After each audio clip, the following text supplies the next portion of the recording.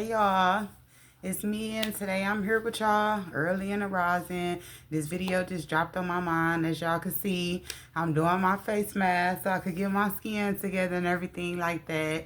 So I just wanted to drop this video and talk to y'all about astrology as well. So as y'all know, I'm the reader on my page. I read cartomancy, I read tarot, I read regular playing cards, which is cartomancy, or the divination cards, or however you want to look at it. A little backdrop about me is, well, I kind of gave y'all the backdrop about me, so I don't have to go run that down again. So I'm also into astrology as well. So I want to start talking to y'all about astrology, talking to y'all about the different signs, and just giving y'all the basis of what they mean, whether in Western or Vedic astrology. As we go further, I will give deeper interpretations of what it is I'm saying and what it is I mean. So I'm doing this face mask, but I'm going to do some reps as well. So go ahead and help me out, because I'm trying to kill two birds, really three, in one sitting. I got my weights here, so I'm trying to get my weights up. I'm on my yoga mat and everything like that, and doing my face mask. And I was just thinking about y'all, the people. So you're right. I didn't say it. It's Steph the Psychic. So it's Steph the Psychic here with y'all, bringing y'all the first zodiac of the day. Well, you know what? I know this one astrologer, he be doing this, and it be pretty good when he do it like this. And I'm just not really a super traditional person. So I'm going to start from backwards. And instead of starting with the signs, I'm going to start with the houses. The signs going to kind of be in there because the houses are ruled by the signs. So follow me. So with the 12th house, the 12th house is known as your subconscious, or it's known as your psyche. So when you get your birth chart done or your natal chart done, whether it is Western or Vedic, and you look at your 12th house, that is going to be your subconscious. That's going to be the things you think about on a daily basis, on a regular basis. That's going to be the things that you think about that you don't want anyone to know about. That's going to be like your secrets, your dreams, your, visions. It's basically like your journal. I also like to tell people with the 12th house, the 12th house is actually your true self. So, all the other houses, 1 through 11, that's like, what you want people to see. That's how you want people to see you. That's the life that you live. That's how you living out, the life that you are living, but your 12th house is the true version of you. So depending on what planet is in the 12th house, it could give you more intel about your psyche, how you think, how you cope, how you deal with stress, how do you sleep, how you value sleep, your sex life as well. It's also the house of losses. So, depending on that sign, like, if you know people with that sign, or if you started projects, at the time that this sign was in, and it's in your 12th house. If you have children that's like in your 12th house, or anything that falls in your 12th house sign, or the planet, like I was saying, it could be gravely troublesome, or you could feel like you always taking losses, or you could feel like you always got to compromise, or you always coming out of some money. Now, obviously, for children, it could just be caretaking, or, some people may have a spouse that needs to be taken care of. You could see that from the 12th house, depending on whether you really like sleep or you don't like sleep. You could see that from the 12th house. You could see a person's sex life and their desires from the 12th house. You could see, great losses and great victories from the 12th house as well, because when you want to get rid of something, you throw it away. And when you throw it away, that's the 12th house. So that's that. That's just basic information for the 12th house. And then for the 11th house, that's your network.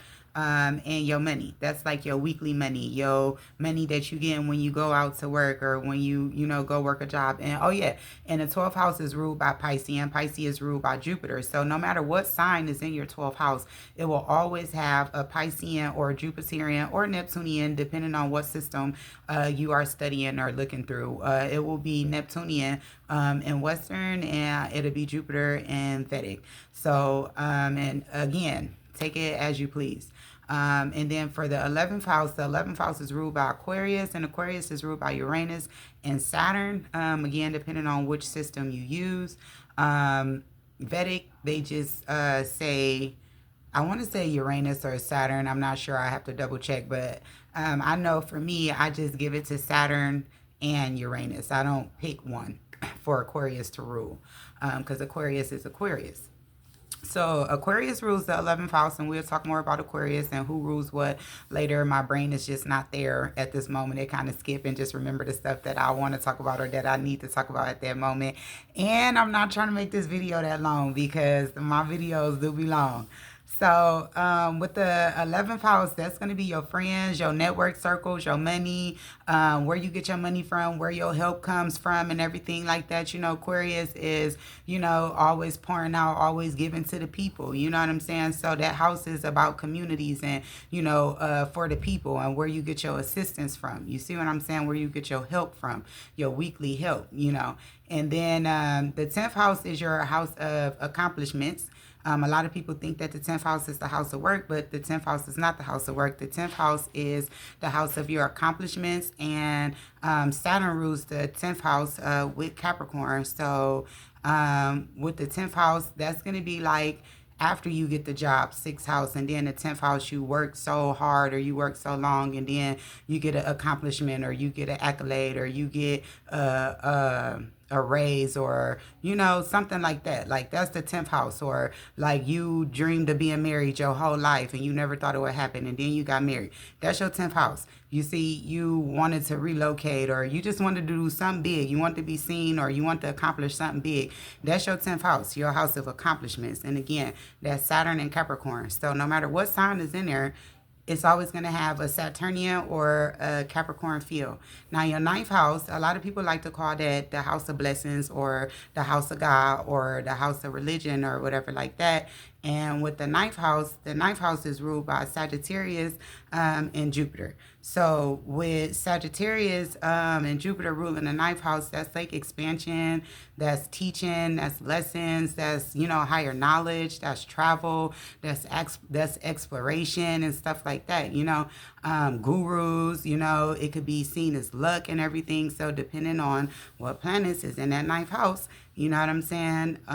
That's how your quote unquote luck or your religion or your connection to a higher faith or something like that will go, depending on your 9th house. And again, that's Jupiter and Sagittarius. Your 8th house is going to be Scorpio.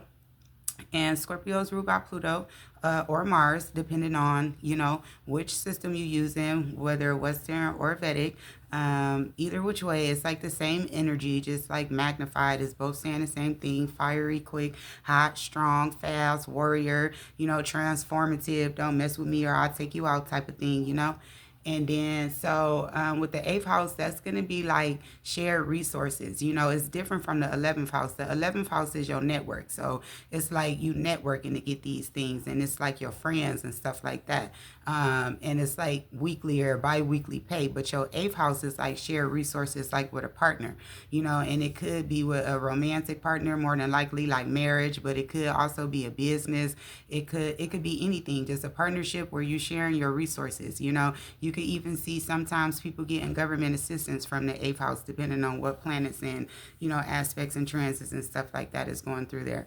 So, the 8th house is shared resources, you know.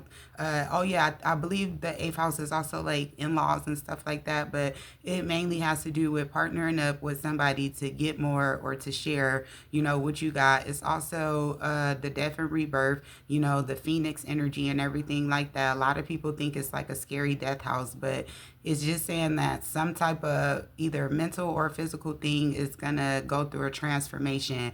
And depending on the strength of the person and the energy, it may or may not take you out literally or not, you know, physically or not. So some people, they transform and, you know, they had hair all down their back, but then they cut their hair off. You see what I'm saying? And they never grew their hair back again. That's a transformation seen from the 8th house. Some people, they never thought they was going to have a child. Now they have a child. They're a mother now. That's a transformation seen from the 8th house. You see what I'm saying? If you got Uranus there, then it could be kind of like back and forth. You could see like, you know, your car getting repoed or whatever. It's just, know that it's just shared resources, and it's Scorpio, Pluto, and Mars.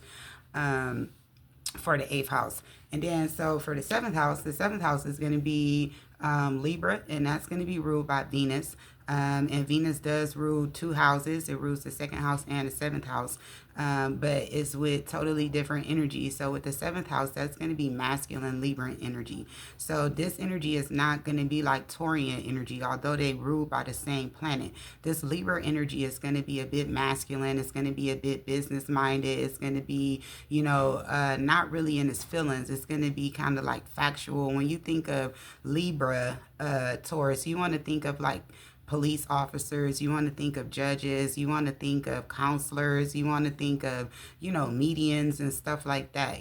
That's the Taurian. That's the Libran Venus energy.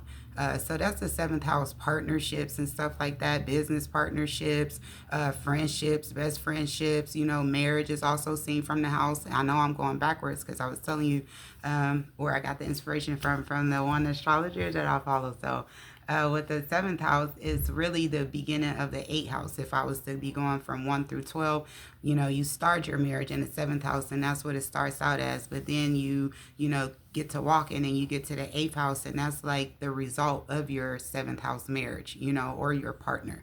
Like it could start off in the seventh house, but for sure it's going to go to the eighth because y'all going to move in, get married, and have shared resources.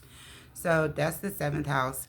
And it's also known as a house of like open enemies. So like, that could be your children, that could be your spouse, that could be your boss, that could just be like a team, like you could be on a football team, like not a real literal enemy, just like an opposer or an adversary. You see what I'm saying? Like an open adversary, somebody who is willing to openly oppose you, who is not afraid to oppose you and say, hey, I got a problem with you. Like that's what you need to think of at the seventh house. So the sixth house is the house of work and everyday schedules, and is ruled by Virgo and Mercury. And Mercury also rules two houses, the third and the sixth house. So with the sixth house of work, depending on what planets and what sign is in there, it's always going to have that, Virgo energy on it. And again, depending on your aspects and your placements, it will tell you more about these houses. But with the sixth house, that's going to be, what you would be best at doing. You see, unless you have like bad planets, or not bad planets, but unless you have like not benefic, but the opposite of benefic, basically. When you got planets that's in the house that's malefic, there you go. Haha, it came out. When you got planets in your chart that's malefic, sometimes the energy, it kind of come off a little wacky, but it's still there to teach you a lesson. It's still some karmas from past lives. So nevertheless, that's the sixth house. Is known, for like conflicts. It's known for work. It's known for schedules. It's known for working out. It's known for problem solving. It's known for healing, for growing. It's known for a lot of different things, again, depending on those aspects and everything. So moving right along. Oh, and I do want to tell the difference between this energy too. So the Mercury energy with Virgo is like a more polished energy. It's more kind of conservative. It's more, again, polished. And then with the Gemini energy, it's more of a raw energy. So it's like you can compare them if you want to, but for me, I don't really like to compare them because, they're for different reasons. It's for different stuff. Like the Gemini energy, you need Gemini energy. So, you're not really afraid, and you can allow your curiosity to lead you, and you know what I'm saying? Like stuff like that. Like you could have a good time, you could relax, you could chill, but the Mercury in Virgo is so you could see, so you could analyze, so you could be aware, so you can fix, so you could problem solve. So the Mercury energy is different depending on which sign is in, obviously. So I did want to point that out. Now moving along to the fifth house. The fifth house is belonging to Leo and the sun. And it's all about fun, energy, all about,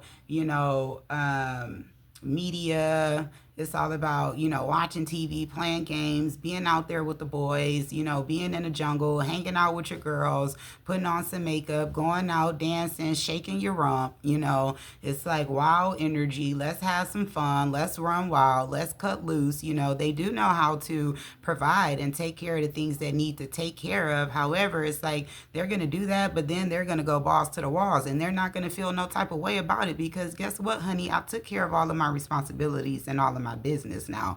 You're not going to tell me that I can't have fun and I can't play now, are you? That's Leo fifth house energy. You see what I'm saying? So you put the sun there, and then it's kind of like childish or childlike energy, depending on how you want to look at it, because the sun is, fun. The sun is bright. The sun is light. The sun is energy. The sun is, vitality and everything like that. So it wants to play. It wants to be out in the daytime. And then like the jungle, it got a lot of shade. It got a lot of places. So, that's where you get that fun, active fifth house energy, or Leo energy from that fifth house. That's also the house that you decide to make with someone else. Is after the house of home that you leave from your parents. So that fifth house is going to show how you, your spouse, and your children are gonna kind of like get along, how you guys are gonna work, what you guys' belief system may be, some of the challenges that may be there as well, and just the overall energy of the home that you make after you leave the home you were made from. That's the fifth house. Now the fourth house is going to be Cancer, and that's going to be ruled by the moon, and that's the house of mother. That's the house you grew up in. Really the third and the fourth house, again, depending on which system you use. So with the fourth house, it's the house of mother, like after you got out the womb, after you came home and everything like that. So, with the fourth house Cancer, if you have prominent planets there, you could be close to like the women in your family, to grandmothers, to aunties, to your mom. Or if you have afflicted or malefic planets and aspects in that fourth house, then you could have had a rough time growing up with the women in your family, or just women in authority, period. It could be men as well, depending on what sign and what is aspecting that fourth house. Nevertheless, it is the house of home. It is the house of mother. It is the house of roots. It is the house of healing and real estate and, children and just so much more.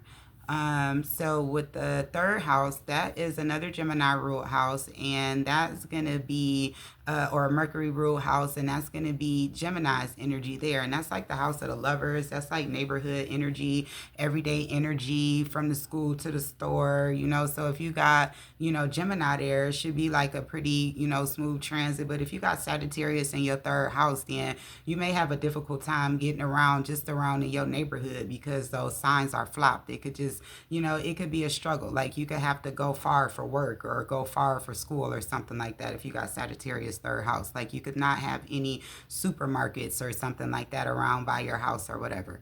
So with the third house, that's going to be like your quick travels. That's going to be like school, the store, the gas station, stuff like that. Oh yeah, another thing about the fourth house. The fourth house is like homes and schools and churches and just like buildings and stuff like that as well. So like if you got fourth house Jupiter, then your homes may be big, the schools may be big, hospitals may be big. You may get great treatment and everything like that. Again, depending on what is aspect in those houses and what planets are in there. Now, with the third house, that's also going to be your travel. That's going to be your vehicle. That's going to be, your everyday get by. So you want to look at that house and, those transits as well, to see if you should be aware of anything, if you should be looking out for anything. That's also the house where you can see your siblings at as well. So, or the relationship or the overall energy with your siblings, because Mercury is like, siblings and stuff like that. And like Gemini is like lovers and younger and stuff like that. And then again, the third house is like your mom when she was pregnant with you and who was around her when she was pregnant. So that's that. And then so the second house again is ruled by Taurus, and it's ruled by Taurus, and that's gonna be ruled by Venus or whatever. And so this Venus energy is gonna come off a little stubborn. This energy is gonna come off a little lackadaisical. However, it is a hard worker. Once it get moving, you can barely stop it. It's the bull. You see what I'm saying? However, once it sit down and it get ready to rest, you're not getting that thing to get up and move. This is like the house of like family values and everything like that, like your actual family values that you was brought up. How do your parents' values look like? You see, what values did they pass down on you? How much money did they leave you? Did they leave you with anything? You see, what do you value? That's your second house, and that's the Venusian energy on Taurus, because Taurus is like the womb. Taurus is like the mother, even though it's a bull. But what y'all be saying about women, we like raging bulls, right? Yeah, so that's the second house. So now we rolling up, backing up. going forward, however you want to look at it. I told y'all I'm a little wacky, and it's okay. We at the first house, and we are concluding this video. The first house is going to be ruled by Aries, and that's going to be Martian energy, depending on what system you are using. That Martian energy can rule the first and the eighth house, again, with that Scorpio or either with Aries. Aries is like a Martian type of energy. Now, the first house, that's going to rule your face. It's going to rule your head. It's going to rule your blood. It's going to rule your brain, how you think, your appearance and everything like that. It's going to tell people what you look like. It's going to tell people how you dress. It's going to tell people if you're eccentric or not, if you're thick, if you're tall, if you're thin. It's going to tell people everything they pretty much need to know. And the first house is also one of the most important houses because it's going to give you your life path as well. So depending on what sign is in that first house, that is the path that you would be taking, kind of like in tarot. We start off with the Fool and we end off, at the World. And you know what I'm saying? So it's kind of like that in astrology from Aries all the way to Pisces. So depending on what's in that first house of self, what sign and what planets is in that first house of self, that will entail the life path that you came here to fulfill. Obviously, with the more in-depth reading, you could see even more with your rising sign, your moon sign, and, the lords of those rising signs and moon signs and everything like that. So this has just been my quick little basic video of the houses in astrology, Western and or Vedic. Thank you guys so much for sitting with me until my face mask peeled. As y'all can see, it's cracking now. So I'm about to get ready and take it off. Thank you so much. I hope you took something from this video, learned something for this video. Like, subscribe, comment, and let me know what house your sun is in. Alrighty. Well, thank you so much, and you guys have a wonderful day.